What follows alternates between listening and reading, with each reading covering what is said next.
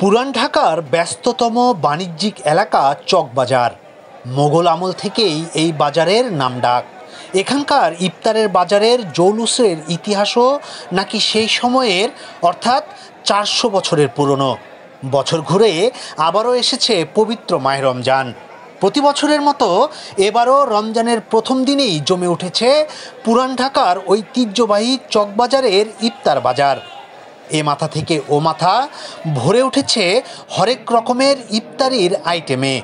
চৈত্রের বাতাসে ছড়িয়ে পড়েছে তার ঘ্রাণ।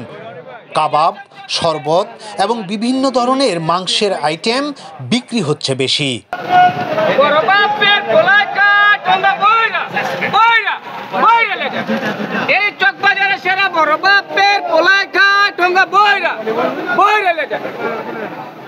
তবে নিত্য প্রয়োজনীয় পণ্যের মূল্য বৃদ্ধির প্রভাব কিছুটা পড়েছে ইফতার সামগ্রীর উপরও।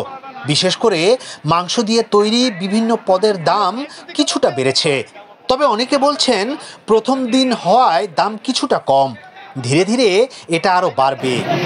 যে বড় বাপের পোলা, তারপরে সুতি কাবাব, কোয়েল পাখির রোস্ট, তারপর চিকেন যে হোল রোস্ট, এটা শাসলিক, জালি কাবাব, খাসি লেগ পিস না ভালো। কিন্তু আজকে তো মনে হলো প্রথম দিন হিসাবে দামটা একটু কমই আমার কাছেই বললো যে আজকে প্রথম বলে পরে হয়তো আবার বাড়তেও পারে দাম, জানি না। পুরান ঢাকার বাসিন্দারা ছাড়াও রাজধানীর বিভিন্ন এলাকা থেকে মানুষ চকবাজারে এসেছেন পছন্দের ইফতার সামগ্রী কিনতে।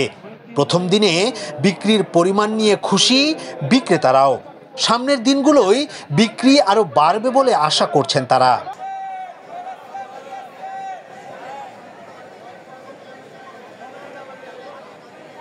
সুতি কাবাব, খাসির লেগ রোস্ট, আস্ত মুরগির রোস্ট, হালিমের মতো মাংস জাতীয় খাবারের দাম গত বছরের তুলনায় কিছুটা বেশি।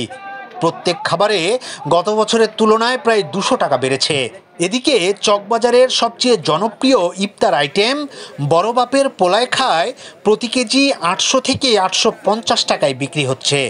এতে 36টি উপকরণ থাকে, যার মধ্যে আছে খাসির মাংস, মুরগির মাংস, বুটি কাবাব, ডিম, আলু, ছোলা, ঘি, বিশেষ মশলা ইত্যাদি।